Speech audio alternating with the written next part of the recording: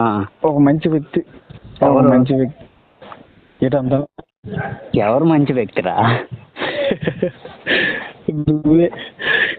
దేనికి? నాలోనే ఏం మంచి కనిపించింది నీకు? నన్ను చాలా మంది తిట్టుకుంటారా.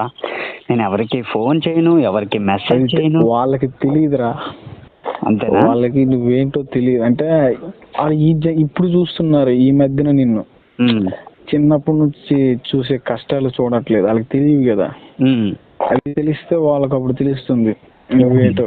ఏమని అంటే తెలుస్తుంది? ఆ, అలాగేం కాదు, మంచి అంటే అందరూ ఇప్పుడు మంచోళ్ళు కాదు, అందరూ చెడ్డోళ్ళే. ఆ, కానీ ఉమ్, నువ్వు కష్టంలో ఉంచి ఉమ్, నేను చూసున్నా కదా, ఫ్యామిలీ పరంగా ఉమ్, ఎలా పైకి ఎదగాలి, ఎలా మంచిగా ఉండాలి, ఉమ్, చిన్నప్పటి నుంచి చూసున్నా కాబట్టి తెలుసు. ఉమ్, ఈ మధ్యన నీకు చూసిన లేదంటే ఇలాగే అనుకుంటారు, ఫ్రెండ్ కొడదండు బాగానే ఇడికేటి పోయేకాలం ఏదో అనుకోవచ్చు, వాళ్ళకి తెలియదు. ఉమ్. అందుకోసం చెప్తున్నా. Okay, thank you so much రావతిపతి. ఎనీవేస్, మార్నింగ్ ఒక మంచి మంచి వైబులు ఇచ్చావు. అప్పుడు నువ్వే యాక్సెప్ట్ కూడా అలా చదువు ఇలాగ ఉండాలి, చదువు అలా చెయ్యాలి అని నాకు అవన్నీ తెలియదు అప్పుడులోనే. నేనేదో అనుకున్నాను, ఏంటి ఇంత చదువులో చూపిస్తాడు నల్ల సురేష్, ఏంటి వేద రకంలో ఎంత చెప్తాడు ఇవన్నీ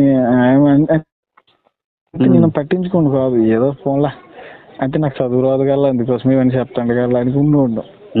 అంటే ఒక మనిషికి ఏదో లైఫ్ బాగుంటుందని నాకు తెలియదు అప్పుడు అవన్నీ చెప్తుంటే.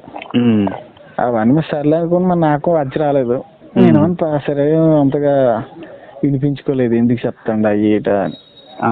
తర్వాత తెలిసింది ఉన్నది ఉన్నది. చెప్పు. మరి ఇంకేం లేదు నల్లా,